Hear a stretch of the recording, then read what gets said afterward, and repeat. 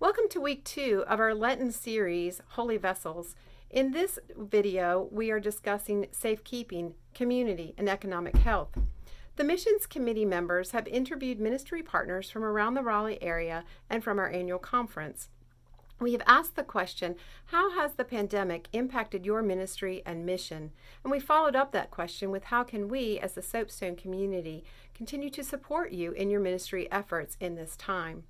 We hope you will join us on Wednesday evening for the roundtable discussion where we will talk about all of the information that you have learned from the 6 ministry partners who were interviewed for this video. Thank you.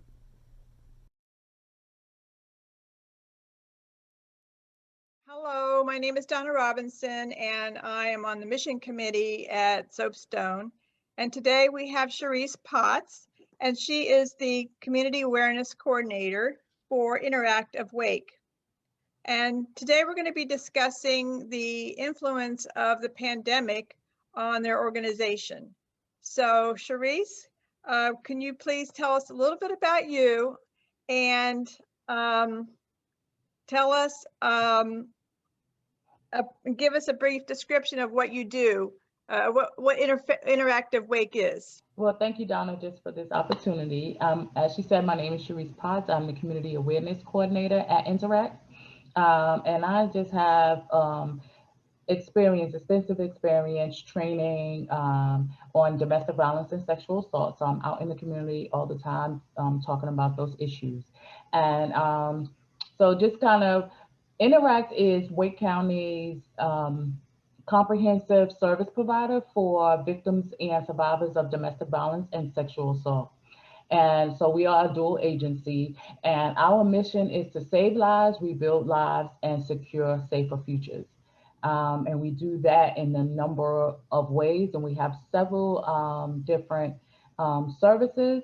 And if you want more about any of our services, you can go to our website at interactofwake.org.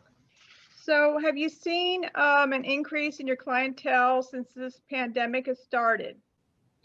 In the very beginning, we didn't see an increase, and we just kind of,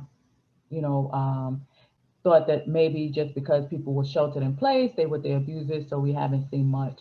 So we did see a slight increase as the months went on, but our concern is not really the increase in calls, because it's somewhat around the same.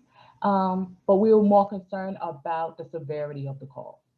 So that's what we're seeing, just kind of when we are getting those calls, they are the complexity and the severity of the cases. So that's what we've been really seeing, just the severity of the cases versus the number.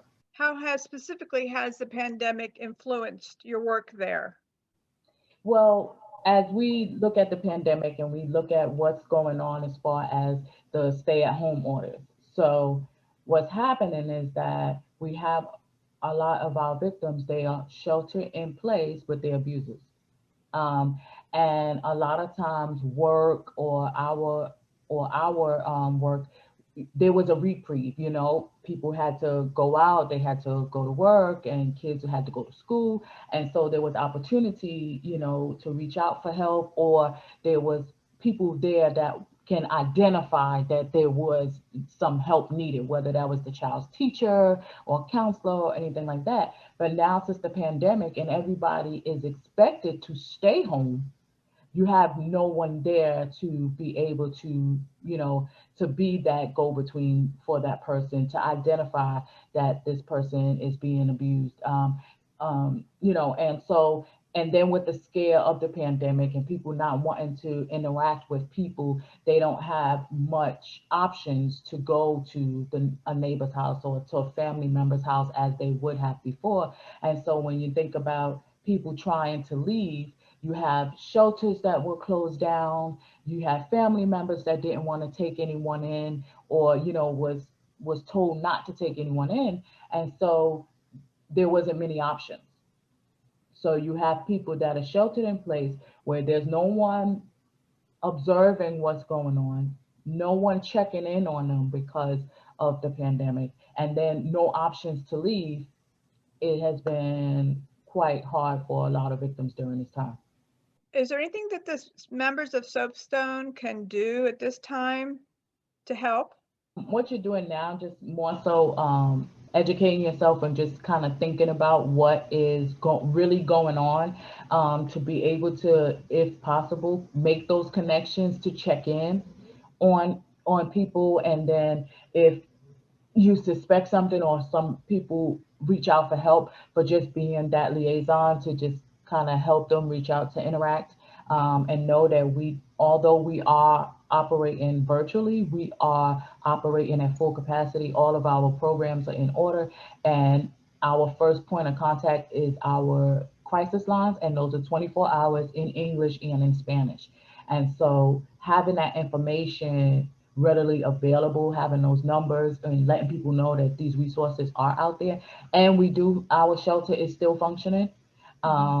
So to have that information out there and to let people know that would be incredible, incredible help. Can you repeat your internet address, please? It's interactofwake.org. And our crisis number for all of our services, whether you want a protective order, anything like that, all of our services is through our crisis line. So that's 919-828-7740. Okay, well, thank you so much for giving us an update on what's going on with Interact. And we do appreciate your work that you're doing. Thank you, Cherise. Thank you so much for Soapstone and just taking this opportunity to find out what we're doing and how everything is going. So hopefully just stay in touch. I first heard David speak 2 summers ago to our Soapstone congregation during about the Apex Immigration Clinic, which he is, I suppose, director. And it was a part of our summer series, Discovering Missional Opportunities in Our Community. I learned a great deal during that service. And we're introducing you back to Soapstone 2 years later, and was wondering, have you seen an increase or decrease in clientele over the last 2 years since your first visit with us? Oh boy, what a question. There's been 2 big events since we've last met. We actually had a great year in 2019, helped over 300 clients, low-income immigrants and refugees get citizenship, DACA renewals, a lot of different things. COVID hit in March of 2020, and we helped maybe 190 clients this year in 2020. So it was a big decrease in our clients. And it was mainly because we were not seeing people face to face. We had to do everything virtually, by Zoom, by mail, by email. And it's just not a way that the low income working poor like to get things done or can get things done. So that was a big impact to us. The good news is, as of the last month, it's really picked up. We're getting a lot more phone calls and a lot more activity. Great, great. So needed. As Yes. Matthew 25 said, you welcomed me, the foreign born, and made me feel welcome. And we're asked to do that as our brothers and sisters in Christ. We try to live it, yes. And you sort of answered it. The COVID pandemic has adversely affected you as it's adversely affected many of us. It actually hit our clients pretty hard because they're the working poor for the most part without good health care. But we've tried to bridge the gap and step up where we can. One other thing that's happened, though, I just wanted to mention, besides COVID, the election really has energized the immigrants and refugees seeking help. I don't know if they're getting way beyond what's going to happen, getting the cart before the horse, but they are really expecting a lot out of the Biden administration. So that's really why our activities picked up so much. What can Soapstone at this time do to support your ministry? 2 big things for us. First off is prayers, not only prayers for our ministry and for the clients that we serve, but also for the U.S. as this is a major change. As the administration and people in Congress and others just try to work through and discern what's the best path forward to help and live through our ministry and through what the U.S. is called to do as a leader in the nation and in the world, try to get it right. So just prayers for the U.S. also. The second thing is money. We always could use money. The easiest way to donate to us is through www.apexIMM.org. That's our website. Or you can mail us a check at AIS PO Box 734, Apex, North Carolina 27502. We are looking to expand and hire a part-time paralegal, and that's really what this differential is, why we're asking for money also at this time. Another program supported by the North Carolina United Methodist Church is the Legal Immigration Neighborhood Clinic in Fayetteville. Have you been able to help each other and make referrals back and forth? Yes, the Fayetteville JFON, Justice for Our Neighbors, is a great organization. They're just getting started. So we've helped them a lot with some of our processes and best practices. And we hope to collaborate very closely, actually share clients and refer clients back and forth to the one that can help them best, help with best practices and sharing of information. We hope to really collaborate very, very closely with them. We're both Methodist based and we're serving those same clients. So it's going to be a great partnership. Great. Well, thank you very much and God bless you. Thank you. And thank you for this time. Hi, good afternoon, Carrie. How are you today?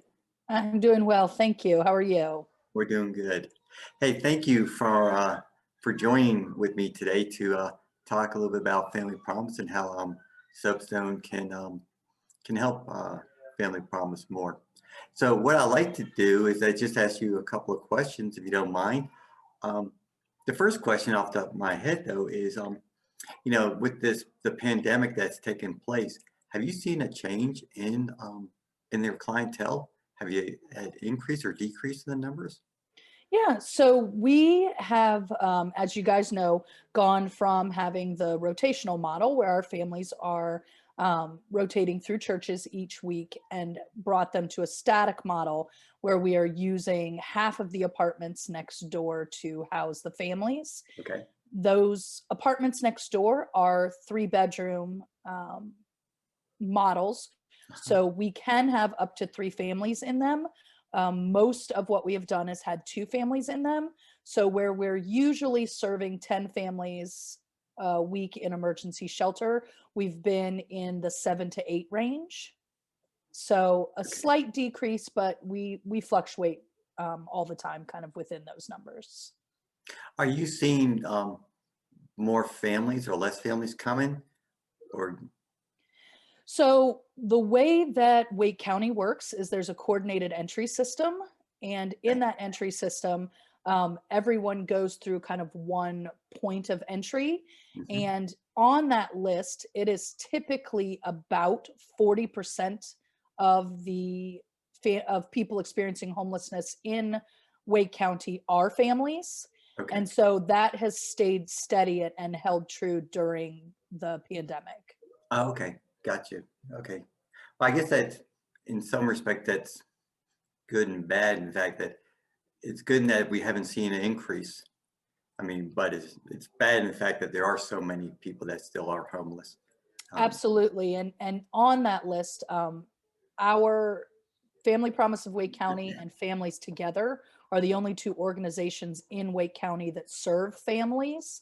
Okay. And so there are typically upwards of 300 families on the wait list to get into one of our 2 programs at any time. Wow, that's significant. So how else has the pandemic impacted Family Promise?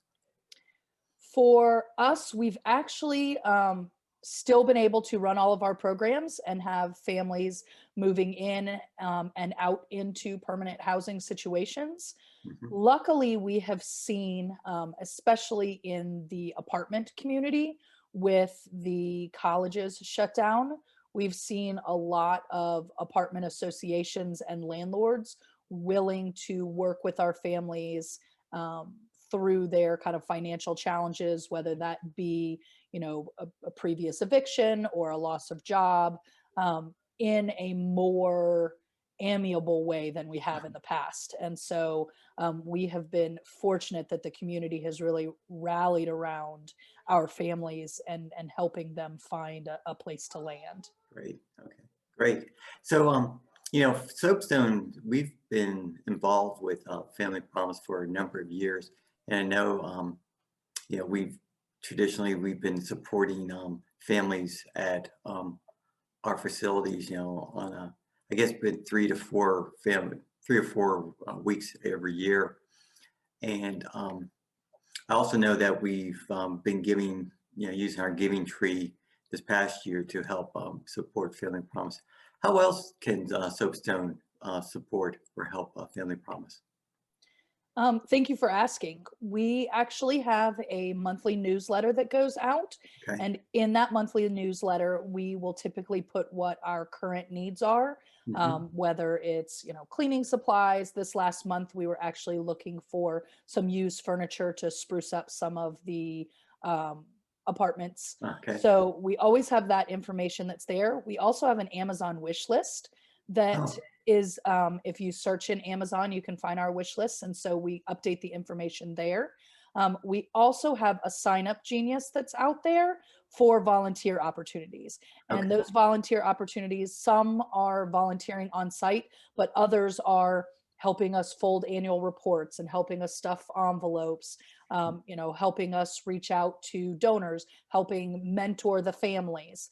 So we helping tutor the children that are in our program virtually through the computers. So there are a lot of activities out there that you can find on our website and on Sign Up Genius and Amazon. So, And what is that website name? yep, it is familypromisewakenc.org. Okay, very good. And how do we get signed up for your newsletter? If you send me an email, Okay. that is the easiest way to get signed up. If you have ever volunteered or have ever made a donation, you're already on our lists. Right. But if you want to check, please just send me an email, and it is devvolmgr Okay. at familypromise.org. Well, Carrie, I appreciate you taking the time today to talk to me about Family Promise. Thanks for having me. Okay. All right. Thank you, Virginia and Steve, for your time today to speak with me about Raleigh Rescue Mission. Just to get started, for those who might not be familiar, could you just describe what is the mission of Raleigh Rescue Mission? So Raleigh Rescue Mission is a homeless shelter in downtown Raleigh. And basically we, through the love of Jesus Christ, work to equip individuals experiencing homelessness to be able to live into their unique gifts and abilities. So we really believe that every single person was created in the image of God and has unique gifts and abilities, and we want to help people to be successful today. So that looks like providing basic needs while they're at the mission, like food, and, you know, a bed and all of that. But even more than that, really equipping them with job training, job skills, helping connect them to employers, and helping once they've been employed and able to save money, really helping to connect them to housing and other support resources that they need to be successful long term. So, yeah. Thank you. What would you say, how has the pandemic impacted the ministries of Raleigh Rescue Mission? Yeah, that's a great question. So it has definitely been an interesting and challenging year, but it's also been awesome to see how God has been faithful throughout it all. We've definitely had to increase our safety measures. We do have people on site here. So we've had to really look at, you know, how do we keep everyone safe and healthy over the past year.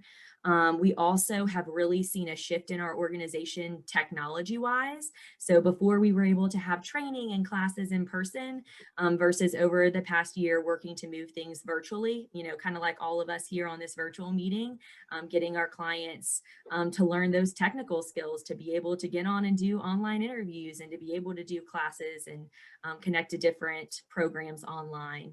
It's been really cool to see the support we've been able to provide children during this season. I know everyone with kids has had to learn the whole virtual school thing.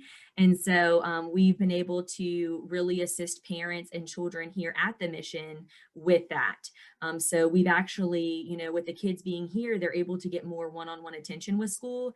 And so even the other week, a mom was just raving about how her child came into the mission behind in school, and she's seeing her child be successful and really being able to catch up. So it's been, while there's challenges to it, there's been a lot of opportunities for us to be able to really come alongside our clients and serve them during this season. Awesome. That's awesome to hear. So it sounds like it has impacted, made some things more difficult, certainly caused the way you deliver some services you have to do it differently. Has it also caused an increase in the need and, in the amount of clientele that you have seeking services? Mm-hmm.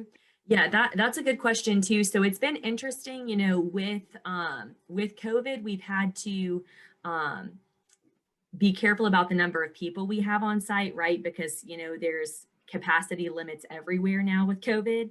Mm-hmm. But it's allowed us to really serve more people off-site as well. So clients who had moved out of the mission over the past year and a half before COVID hit, a lot of them experienced what other people have experienced with job loss or, jobs being suspended. And so we've really been working to support the clients outside of the mission and helping connect them to resources, helping connect them to new jobs, helping them navigate things like unemployment and being able to help them get back on their feet. Again, the childcare piece is a huge thing now that people are having to work through. And that's the same for our clients. Again, not just clients on site, but clients who've been through our program and need that additional support during this season. So it's been we've seen a higher need from the clients off site than necessarily just people coming to our door that we're able to help. So Nathan, just to let you know, and this is about the third year, a little bit of a change of what the program is. It's a new life program, and essentially the clients that come into the mission are there on site for up to a year so that they can actually get stable and back on their feet, and then they're able to get a job and move out into their apartment or whatever. What also has allowed, or the pandemic has allowed, or we found, is that we need to get them jobs quicker. So we're able to get them out of the mission, maybe 6 to 8 months on an accelerated kind of basis, so that we can take in more clients, number one, but they need to get a job as quick as they can. And so helping the comprehensive thing of what we've done is that we're providing them the opportunity to learn new skills so that they can actually get a livable wage job. It's not just a job, but more career focused so that they can sustain that and be stable for the rest of their life. So it's really accelerated kind of the normal timetable for as people go through the process. But it also allows us, because we have to be at certain levels there to keep everybody safe, is to help them, obtain their housing and then bring other people in. So, but it also teaches us going further, even beyond the pandemic, that this is the way we really need to be doing things. So. Okay. So, question for both of you: what do you think, like at Soapstone, just like at, I guess, your other congregations that help out with Raleigh Rescue Mission, what can we be doing to help with the ministry of Raleigh Rescue Mission? Yeah, that's a great question. So there's, we here at the mission have very practical needs that people can help, if the church wants to do a drive, or if, a small group at the church wants to collect items, there are definitely things that we constantly have needs for. One of the big ones right now, again, it's something we all need, but the PPE, the personal protective equipment. So here on site, all of our clients and all of our staff do wear the KN95 or the N95 mask just to keep everybody safe and protected. So we're always open to donations for those sorts of materials. We also have an Amazon wish list, which I can provide the link for that, where we put our most current needs. So if people want to go in and purchase different items to be sent to the mission, that would be great. Also, another simple one that doesn't really take much is with Amazon, for people who use Amazon for purchasing, if you go through Amazon Smile, it's a way that a percentage of your Amazon purchase can actually go and be donated to the mission. So it doesn't cost you anything. You're already buying items on Amazon already. It just allows a percentage of the amount that you're spending to come back to the mission. So that's another really easy way that people can help. And then two, you know, in the past, individuals used to come on site and be able to make a meal. You know, we're limiting our volunteers on site right now just for the safety of clients and volunteers, but we still invite people to sponsor a meal or donate a meal. So maybe it's looking and connecting with a local restaurant and paying for a meal to be delivered to the mission so our clients get that special meal. You get to help a restaurant or a local business, and it's a way to just mix things up here at the mission and make something special for our clients. So those are just a couple of the ways, but we do have our different drives and volunteer opportunities listed on our website that people can get connected to, and our Amazon wish list link is there too. Awesome information. Thank you very much. Are there any other points that you think that we should know about that I haven't asked that we can take back to the congregation? One of the things that the congregation can get involved in, we actually have a peer-to-peer kind of fundraising platform on our website. So let's say somebody has a birthday and they want to, you know, I don't want a present this year. I want to raise some money for the mission. So they can actually set up their own little birthday fundraiser and participate that way. So that's another great way of getting involved. That is a good idea. Nice to know you've got that set up. And then the one last thing that I would just say is we're just so thankful for your church, and we're so thankful for everything that you all have done to support the work that we do here. We cannot serve clients without you. And so I just want to say thank you for the ways that you all have been involved in the past, in the present, and even for your involvement in the future, because it does make a difference in the lives of so many individuals.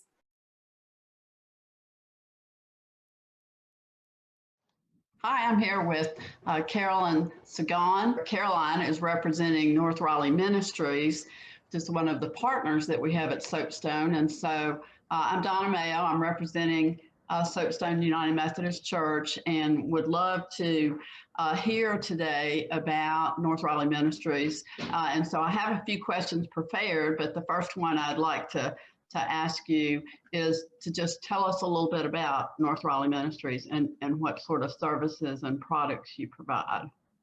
Yeah, well, thanks for having me.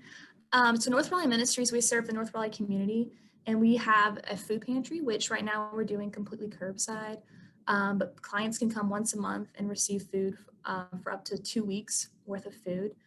We also have guidance and prayer, which anyone can call in and receive prayer or just someone to talk to.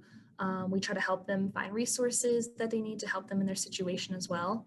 We also have the Journey program, which actually kicked off last year in 2020, and that's 12 weeks. And it's a very intensive program where clients, they go through the Dave Ramsey's Financial Peace University class. They get weekly access to the food pantry.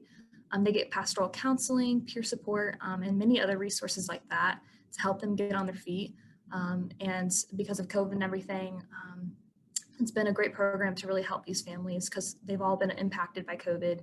And we also have Backpack Buddies, which normally we partner with the schools with, but because schools were virtual and hybrid and all that this year, we're doing it a little bit differently this year. So clients that come to our food pantry, we ask them if they have school-age students, and they're more than welcome to participate in the Backpack Buddies. So they can come each week and get breakfast, lunch, and snacks for 7 days a week. So those are our programs that we have here. Yes. Amazing. Mm-hmm. So along the lines of what you're talking about, do you all get clients referred to you from other agencies? You know, how do people know about North Raleigh Ministries? Yeah, so we partner with a lot of churches like Soapstone and so many around this community. So a lot of people tell about us, and if they need food or whatever program they need or resource they need, they can refer us to North Raleigh, and we will help them, and we will try to help them whatever situation they're in. We have a lot of other nonprofits that know about us, and so if someone's calling and they know that North Raleigh can help them, then they'll refer us to us as well. Okay. So this may be a little bit of a silly question, but maybe I'll ask how instead of have your, how have things changed since the pandemic? I know you told me you started there in kind of during the beginning or start of the early times of the pandemic. So how have things changed? Well, a lot of things have changed. So our food pantry before pre-COVID, it was clients can come in and shop in our actual pantry, but obviously we can't do that now with just social distancing and all that. So we're doing everything curbside. And so clients, they drive up, they stay in their cars, and then they call in, and then we get all their information, how many people live in their home, and just a bunch of information. Then we bring out food to them, and we don't even speak to them face to face. So it's safe for the clients, it's safe for our staffs and volunteers as well. And then our guidance and prayers all through the phone and all virtual and things like that. Our journey program we offer, because the Financial Peace University class, we can offer it virtual. So we've adjusted every program in some way due to COVID, just to make it safe and but still be able to help. Okay. Have y'all had a significant increase in clients and demand? Yes, we saw a 500% increase in service in clients that we served through our food pantry and guidance and prayer and things like that. So we saw over 7,000 people come to our food pantry last year. Hundreds more in our produce stand, which every Thursday is another thing that we have. People can just come and get extra food that we have donated at the end of the week. And so we saw a huge increase, which is sad, but we're grateful that we were able to stay open and help these families and individuals. So that's super. Yeah, it's been crazy, but God's been good, and He's been keeping us steady, and people in the community have really stepped up and helped us as well. Yeah, that's one of the things that we've just lived here 2 years, and I've been excited about how responsive the community is, and our church is, I think, a great church in terms of focus on mission. What can we do? What can we at Soapstone do to help you? Yeah, so I mean, we are looking for volunteers we have 2 thrift shops which fund our programs at North Raleigh Ministries, so they're essential to us. So we are always looking for volunteers at Harvest Plaza or Stony Brook. We are also, we take food pantry donations, which on our website, you can look at the current needs list for that. Also, we have a donation door to thrift shops that people can donate to. And also we have a place to donate financially as well. So whatever people want to help in it, whatever way they can, we will take it and we love it. So, and so it'll be a blessing to us at North Raleigh Ministries. So do you all have guidelines for your volunteers in terms of age? And, particularly we're still in the middle of COVID. So do y'all have some parameters we might know about? So we don't have an age restriction right now. Pretty much every volunteer that comes, we do a brief screening for COVID, and then they have to wear masks while on site at all times. They have to stay social distance. We daily clean the production area and the sales floor and all that. Yeah, we try to stick with the CDC guidelines and stay up to date on that. Okay, great. It's been really good to talk to you. Do you have anything for me? I don't know that I would know it, but. No, thanks for this opportunity. It's been great. And we just love partnering with churches. And so Soapstone has been a blessing to us. So I think we're at the church particularly focused on so many ministries, but helping people with food and helping children and anyway, a lot of areas. So thank you for everything that you and North Raleigh Ministries does in our community. And we look forward to seeing you soon. Yes, I look forward to partnering with you. Yes, as well. Thank you for having me. I appreciate it. Okay. Thanks, Caroline.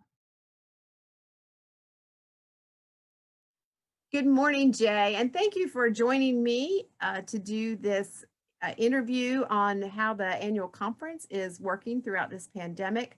I do want to introduce you. You are Jay White, and you are Director of Outreach Ministry for the North Carolina Annual Conference. And I have the honor of working with you on mission and outreach, and I am a big fan of the work that you do. So I'm grateful that you are spending your time with us this morning. We are in a series of studies during Lent that are looking at health. And so this week we are looking at community and economic health. And we wanted to talk with you for a few minutes about the annual conference's work, in particular around disaster response ministry and how that has been impacted by the pandemic. So would you tell us a little bit about that? Well, as you may know, we have a wonderful director of disaster ministries, Al Miller. And after particularly Hurricane Florence, on top of Hurricane Matthew, we opened 13 disaster response centers. And we were able to rehouse hundreds of families as a result of volunteer labor and contributions from UMCOR and the state of North Carolina and some FEMA money, and working along with whatever insurance funds they may have had, but usually we work with the underinsured and the uninsured.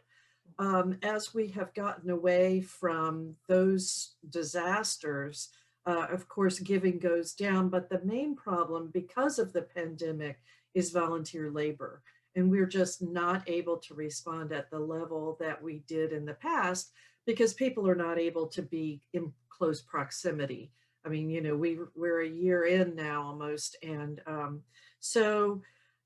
as we have still continued to run some teams with limited capacity to be able to house them, we have had to cut way back on our ability. Plus, we have responded so strongly up front that the need is not quite as strong, although we still would love to be able to get back to some of these families that we started working with and help them.